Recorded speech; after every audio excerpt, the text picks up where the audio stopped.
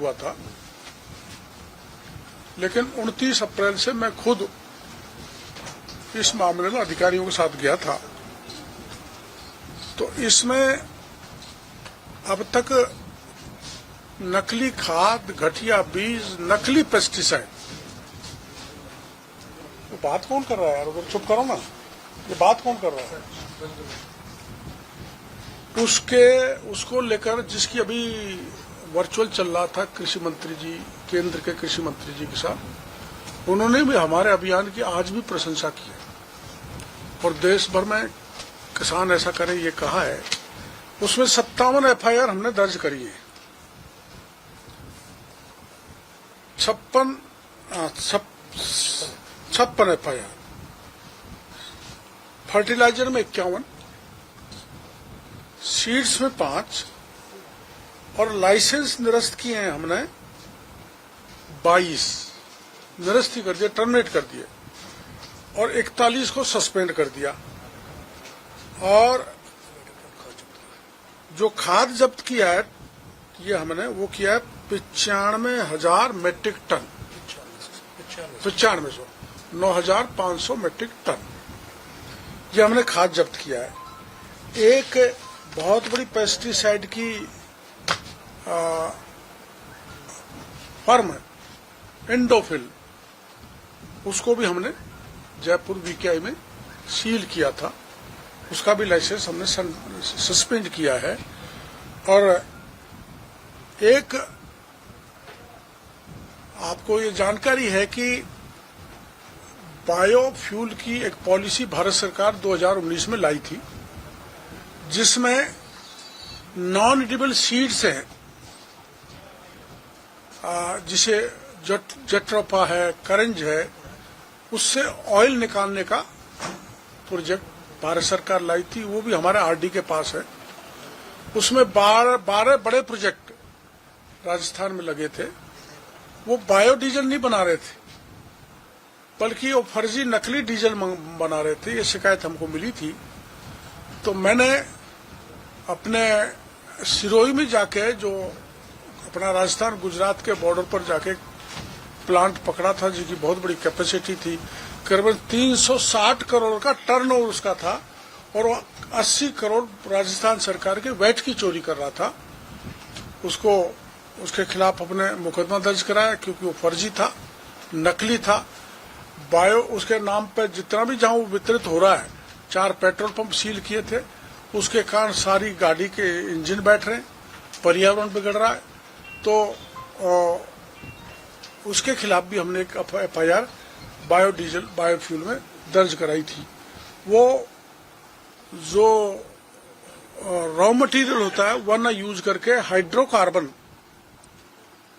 Use कर रहा था, और उससे जो हमारी ये कंपनीज थी, oil companies, Indian oil company अपना वो HPCL, BPCL भी डीजल ले रही थी। तो जो मुकदमा दर्ज हुआ है उसमें हमने IOC, BPCL, HPCL को भी नामजद किया है। वो आखिर में हमारी बिना परमिशन के, बिना अनुमति के ऐसी फर्म जो नकली डीजल तैयार कर रही थी, उससे खरीद कैसे कर रहे थे, MOU क्यों किया। तो इस दृष्टि से मेरा कहना यह है कि चाहे हमारा रूरल डेवलपमेंट डिपार्टमेंट हो, RD, उसमें कौन है, बाहर चल,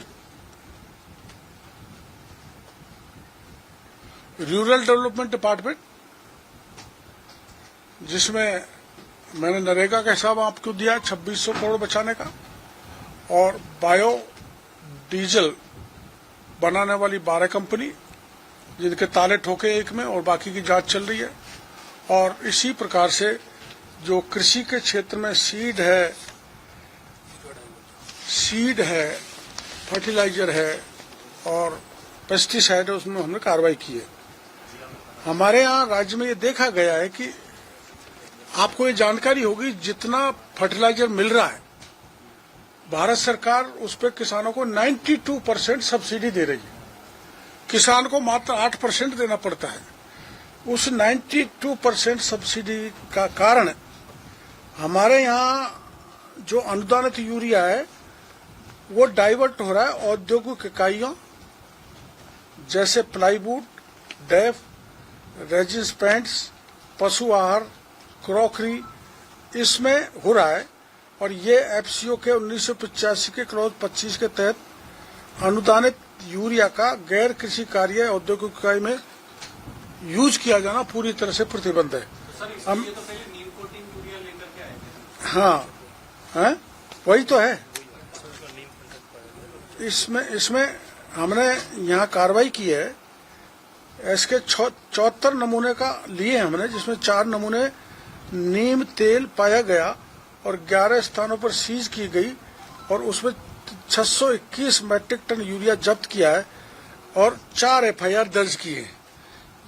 आज हम केंद्रीय मंत्री जी ने हमको यही कहा है कि देश में किसानों का जितना फर्टिलाइजर विशेषकर यूरिया जा रहा है वो डाइवर्ट बहुत हो रहा है, उसको रोकने की जरूरत है। तो इसको रोकने के लिए हम एक कार्रवाई करेंगे रेकी करके, जिसमें आपको सबको बुलाएंगे। तो जो बड़े पैमाने पर यूरिया डाइवर्ट हो रहा है वो राजस्थान में एक मिसाल के तौर पर आपके सामने प्रकट करेंगे, क्या क्या कबाड़ा कौन कौन इन उद्योगों में कर रहे हैं और किसान के यूरिया को ले जा रहे हैं। और कोई सवाल करना है तो बताओ। पहले कम कार्रवाई होती थी डिपार्टमेंट के अधिकारी मिले हुए हैं क्या इनके साथ? 11 सस्पेंड कर दिया ना, और भी कुछ आ रहे हैं? और को कर देंगे, कोई कितना ही बड़ा हो। और जो भी गड़बड़ी करेगा 5-7 पाइपलाइन में बड़े नाम वो बचेगा नहीं, उनके खिलाफ कार्रवाई करेंगे। अभी ऊपर कागज का है जो मैं लिख रहा था। खाद के संकट की खबरें आती है भाई साहब बार-बार। खाद के संकट का कारण यही है कि डाइवर्जन बहुत ज्यादा हो रहा है। 12 कंपनियां जो खाद देने वाली हैं वो भी, उनके भी आपने आंकड़े देखे तो माइनस में बड़ा ही नहीं।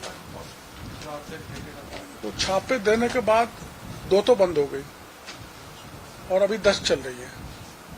उनकी जांच चल रही है क्योंकि विस्तृत जांच की आवश्यकता है, इसलिए उनको भी ताला ठोकेंगे जो नकली बना रहे हैं। खाद जो कंपनियां उनकी टैगिंग नहीं रख पा रही है। हाँ बिल्कुल, आपने सही कही है। केंद्रीय मंत्री जी ने अभी आज हमको कहा है, सभी राज्य के मंत्रियों को, कि टैगिंग इलीगल है, टैगिंग नहीं होनी चाहिए, ये रोकना राज्यों की जिम्मेदारी है। उसमें हम लगे हुए हैं। पूर्व मंत्री भी उसी क्षेत्र से आते थे मंडलालय से, तो क्या उनका भी संरक्षण इस तरह से 26 करोड़ बचाया गया? नहीं, अभी इसमें मैं ऐसा सीधा नहीं लगा सकता। अभी जांच चल रही है कई ग्राम पंचायतों की, और ये तो होता ही है, जहाँ का मंत्री होता है वहाँ के लोग आजाद हो जाते हैं और वो गड़बड़ करते हैं। ये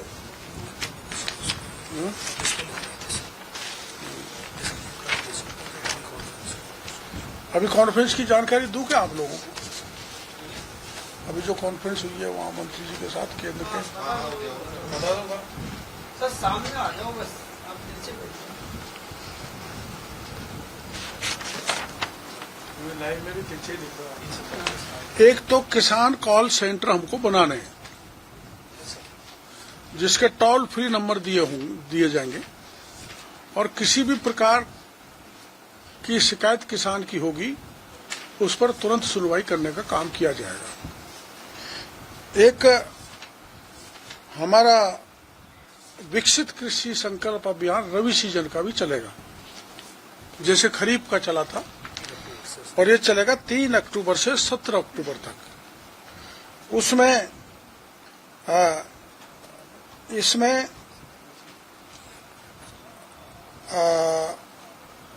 इसमें व्याख्यान होंगे 20 मिनट के, कुछ विशेषज्ञ बुलाए जाएंगे, agriculture, animal husbandry, horticulture, dairy, मत्स्य, इनके व्याख्यान करवाए जाएंगे। और प्राकृतिक खेती, जैविक खेती, जल बचत और हाईटेक उद्यानिकी पर कार्यक्रम कराए जाएंगे, वैज्ञानिक आएंगे। कार्यक्रम में सूचना प्रौद्योगिकी विशेषज्ञों की भागीदारी बढ़ाई जाएगी और एक कृषि पर चिंतन शिविर भी रखा जाएगा 2 दिन का, और हम प्रधानमंत्री जी ने एक राष्ट्रीय प्राकृतिक खेती मिशन की शुरुआत की है, जिसमें जयपुर में हम करीबन 550 कृषि वैज्ञानिकों, विभागीय अधिकारियों, प्राकृतिक खेती करने वाले किसानों को दुर्गापुरा में बुला रहे हैं। उसमें हम उससे 3000 किसानों को जोड़ के नेचुरल फार्मिंग, ऑर्गेनिक फार्मिंग की जानकारी देंगे। और ये जो बायो स्टिमुलेंट है, इस पर भी माननीय केंद्रीय मंत्री जी ने कहा था कि 30,000 बायो स्टिमुलेंट बिना वैज्ञानिक सलाह के सप्लाई किए जा रहे हैं देश में। उनको कम करना है और छटनी कर लिए। करीबन 30,000 में से 6,000 ही वैज्ञानिकों द्वारा अप्रूव्ड है, बाकी 24,000 गड़बड़ थे। हमारे राजस्थान में 981 हैं जिनकी जांच चल रही है, और जो वैज्ञानिक तरीके से बायो स्टिमुलेंट नहीं बना रहे उनको बंद कर देंगे। और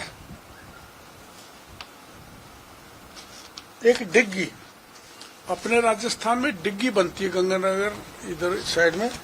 इसमें पहले इसको ओआई में शामिल नहीं किया गया था, भारत सरकार ने हमें उसने शामिल करा दिया है, जिससे 60-40 के रेशो से सहायता किसानों को दी जाएगी। और ये हमारा जो राज्य है ये क्वालिटी कंट्रोल में देश में सबसे अग्रणी है, ऐसा केंद्रीय मंत्री जी ने आज कहा है। और पंजाब के मंत्री कृषि थे, वो भी ये कह रहे थे कि इसका असर हमारे यहाँ पड़ा है, और हम भी उसी कदम पर हमारे राज्य में क्वालिटी कंट्रोल पर काम कर रहे हैं। सर, डीएपी को लेकर भी कुछ रणनीति बनाई गई है क्योंकि इस बार बम्पर बारिश हुई है और पैदावार के मतलब उसके लिए जो किसान डीएपी लेके आए। कितना हेक्टेयर एरिया बढ़ गया अपने बुआई? 16,000। अभी राजस्थान में चूंकि आपने सवाल किया तो 16% बुआई का एरिया बढ़ेगा, तो डीएपी की डिमांड बढ़ेगी, यूरिया की भी डिमांड बढ़ेगी। वो हमने माननीय केंद्रीय मंत्री जी को जानकारी दे दी है, और ये भी बता दिया है कि डिमांड और सप्लाई में बड़ा गैप हो जाएगा। तो उन्होंने आश्वस्त किया है कि हम इसकी व्यवस्था बराबर बनाए रखेंगे, इसके बावजूद भी कि चीन जैसे देश ने हमको डीएपी की सप्लाई मना कर दी है। तो दूसरे देशों से, जैसे ईरान से और 1-2 देश हैं उनसे, सऊदी अरब से एमओयू भारत सरकार का हुआ है। पर इसमें स्कार्सिटी नहीं हो, इसके लिए केंद्र के उर्वरक सचिव ने भरोसा दिया है कि आप डाइवर्जन रोकें और हम पूरी व्यवस्था करेंगे। मतलब एक सवाल और है। अभी थोड़ी देर पहले अशोक गहलोत ने ये आरोप लगाए कि राजस्थान सरकार जो स्टूडेंट्स हैं, छात्र नेता हैं, उन पे लाठियां बरसा रही है। छात्र नेता ये चाहते हैं कि उनका जो चुनाव है, एक लाठी छात्रों पर नहीं बरसनी चाहिए। लोकतंत्र में कोई कानून को हाथ में लेता है तो कानूनी कार्रवाई होती है। और गहलोत साहब को मैं आपके द्वारा कहना चाहता हूं, वो तो छात्रों पे बरसे, उन्होंने तो मेरे पे बरसाई थी, उदयपुर में बरसाई थी। मैं जब सीकर जा रहा था तो रास्ते में वहां मेरे पे बरसाई थी। छात्र चुनाव होने चाहिए, आप मानते हैं? छात्र चुनाव, ये तो आप मुख्यमंत्री जी से पूछें, मैं कहने के लिए अधिकृत नहीं हूँ। मैं उलझा रहे हैं, बोलो। ड्रोन से कृत्रिम बारिश को लेकर के हाँ, सवाल ड्रोन से कृत्रिम बरसात, क्या सवाल है आपको? बोलो। सवाल इतना सा है, आपने उस दिन कहा कि भीड़ के कारण ड्रोन नहीं उड़ पाया। नहीं, मैंने नहीं कहा। मेन कारण क्या क्या है? मैंने ये नहीं कहा। आगामी जो अब आप ये कार्रवाई करेंगे, ड्रोन उड़ा करके जो प्रयास होगा वो कब देखो होगा? मेरे को तो जो वैज्ञानिक कह रहे हैं वो बात मीडिया के सामने मैं रख रहा हूँ। वैज्ञानिकों ने ये कहा था कि ये हम एक एक्सपेरिमेंट सिंबॉलिक कार्यक्रम रखना चाहते हैं। वो 400 मीटर की उड़ान वाला 2 किलोमीटर का वो कंटेंट ले जाने वाला ड्रोन था।